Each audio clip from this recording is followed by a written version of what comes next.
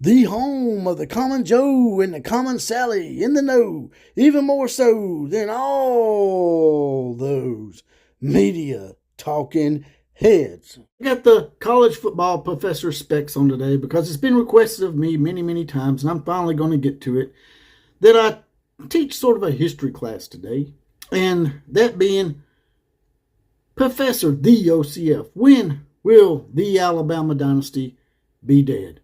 Or any dynasty in general, when does it constitute that they are dead?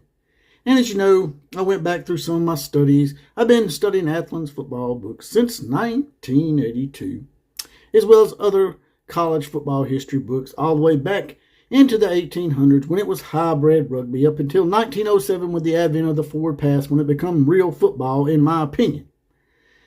And I come to a conclusion for all you Alabama haters out there and haters of dynasties in general. I come to a conclusion and I got an answer for you as to when the Alabama dynasty will be over. Let's talk about it.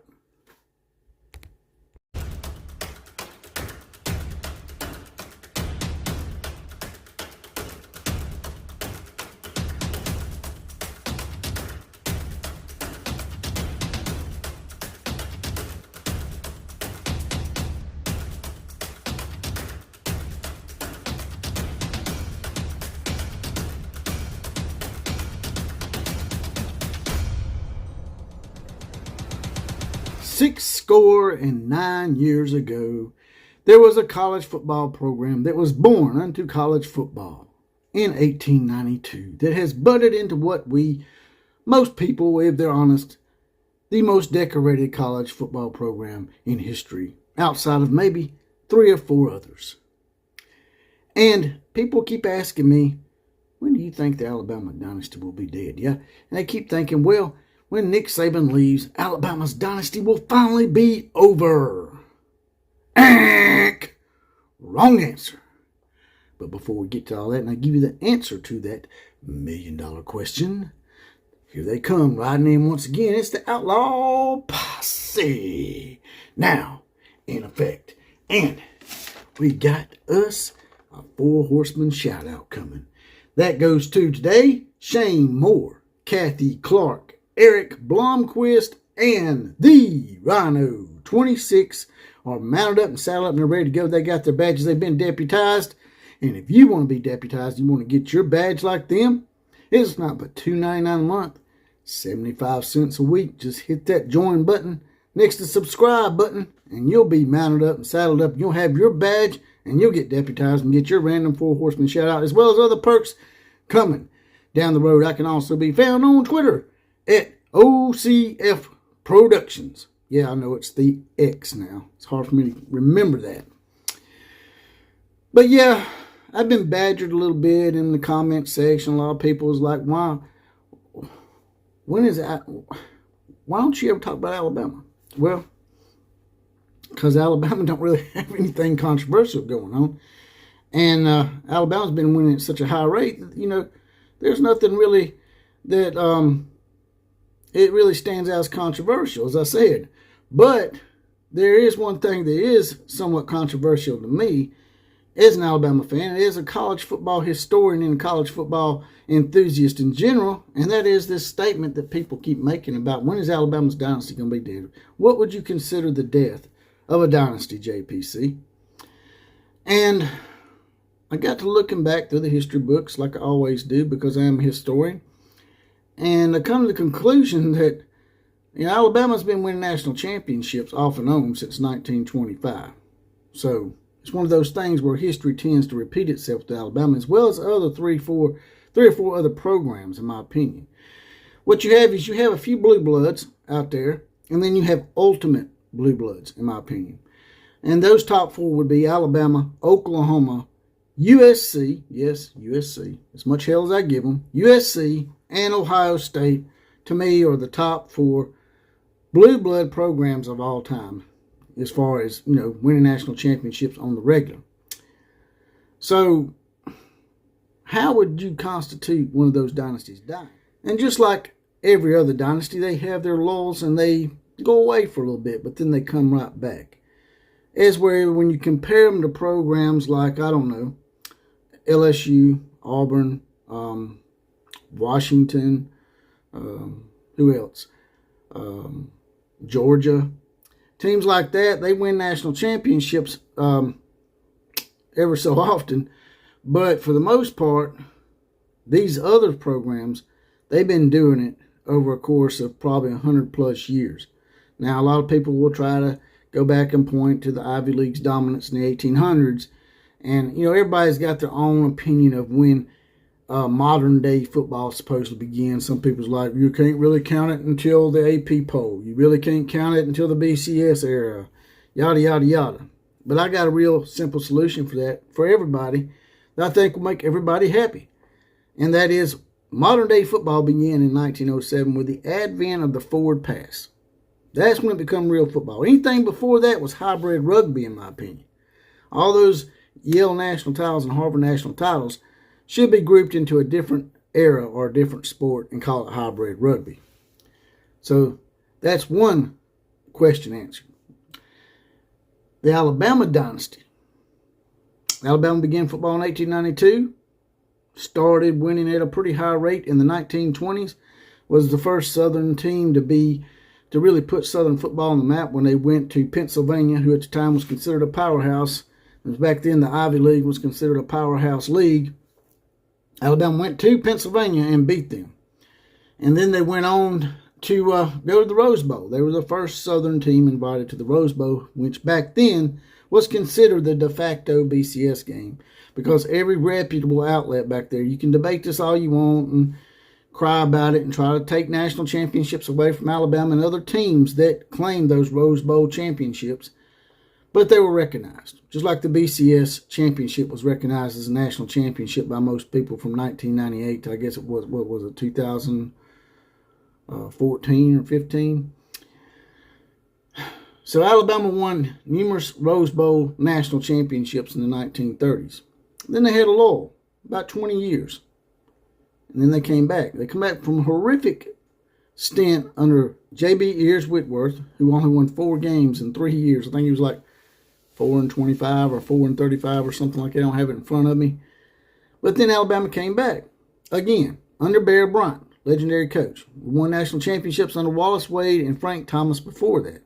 So people that say Alabama's just Nick Saban and Bear Bryant, that's not true either. And then we fast forward to Gene Stallings. Gene Stallings comes in and wins him a national championship after Bear Bryant. A lot of people think that Dick Saban brought Alabama back, but Gene Stallings was the first coach to actually bring Alabama back. Then Gene Stallings had a falling out with the athletic department and the NCAA coming there trying to grill on him a little bit, and he got just fed up with it, I think, and retired. Then Alabama went through another lull, and Alabama was dead. The dynasty's over. It's dead. You can't come back from this. When Mike Shula was about to get fired, people were like, how can y'all fire Mike Shula? I mean, y'all are not realistic. Alabama can't win national championships anymore. They're in a small town, and people want glitz and glamour now, like out in L.A. with USC and Cheap Pete and Reggie Bush and all those cats out there. Although I will say, there's one positive thing I'll say to USC, and that is the NCAA, since they're allowing all this NIL crap to go on, they should retro and go back and give Reggie Bush back his Heisman Trophy, because the stuff that they did back then probably today would be considered cheating. But nobody thought we could get a good coach. Everybody's laughing at us. We went through numerous candidates. Nick Saban said no at first. Then Rich Rodriguez took the job and then decided not to take the job because Paul Feinbaum made fun of his wife's hair. He'll say that wasn't a reason, but it was. Rich Rodriguez gets in his feelings real easily. So Rich Rodriguez took the job, then decided not to take the job, and he stayed at West Virginia. Ended up going to Michigan eventually, as we found out. And things looked pretty bleak. But then he came. Nick Saban came at the behest of Mal Moore, who went to Miami and laid everything on the line. Got the keys to the castle to the man today that is now considered the second legendary coach to coach at Alabama. Not behind Bear Bryant, but on the same level as Bear Bryant now, that being Nick Saban. So now everybody's saying the same thing they said after Bear Bryant retired. The dynasty's dead. The dynasty's over. Or when Gene Stallings retired, and Mike DeBozo, and Dennis Franchione with his hold the rope hypocrisy speech, and Mike Price when it was rolling, baby. He got caught in the strip bar and didn't even get to coach but one spring game. Everybody's laughing at us. But it's just like all these other dynasties I mentioned before. There's 3 or 4 dynasties out there that'll have a lull, but they're never dead. And that's your answer right there, class. Is the Alabama dynasty, Oklahoma, Ohio State, USC, much as I hate to admit it, for not right now, those are considered ultimate Highlander type dynasties. If y'all know what I mean by Highlander, there was a TV show back in the days called Highlander, and there could be only one. They were these supernatural guys that went around chopping each other's heads off. The only way you could kill them was chop the head off. But that's the same thing with these programs. Basically, you have to chop the damn head off for them to disappear completely. Yeah, they're going to have lulls. But y'all get over your hate and your jealousy and your angst and get used to the fact that sometimes history tends to repeat itself. And in college football, that has seemed to be the consistent thing with these 4 programs. Now, Notre Dame used to be considered a part of that until they went 30-something years without a national championship. This is going on 35 if they don't win it. So, there's sort of an answer there, in a way. If a program, in my opinion, goes 30 plus years or more, 25, I'd say 25 or more years without a national title, they start falling into the realm of maybe their dynasty and maybe their time as one of the ultimate bloodlines. They may be getting their ultimate bloodline card revoked. And I think Notre Dame got their card revoked a long time ago. Although I will say there is an argument that Notre Dame is still a part of the ultimate blue blood conversation because Notre Dame has been to the national championship game and under the BCS era, and they've also been to the playoffs. So there's levels of how you consider someone to be a blue blood and still be relevant. Oklahoma, for example, haven't won national championships since what, 2000? But they've won numerous conference championships since then. So, you really consider their dynasty dead when they've had one bad year? People act like Oklahoma's been going 6-7 for the past 10 years or something. You know, like Tennessee did. I take my shot at Tennessee. But, yeah, that's your answer. More than likely, the Alabama dynasty will never be dead. Yeah, they'll have a lull probably after Nick Saban, maybe. And, but they will eventually win a national championship. Alabama's had 5 different coaches win national championships. And once Nick Saban retires, eventually, in my opinion, there will be a 6th. So, to me, the dynasty's never dead. It's just sleeping for those 4 programs. You guys and gals, tell me what you think about all that. What's your opinion on my opinion? Drop in the comment section. There's a little heart down here. If you don't mind, throw a few dollars in the coffers. Throw some money in here on this history class. Like, share, comment, and subscribe. I need those subscriptions. They keep me up and going, keep me motivated, push that algorithm on YouTube for me. And also, there is that Outlaw Posse.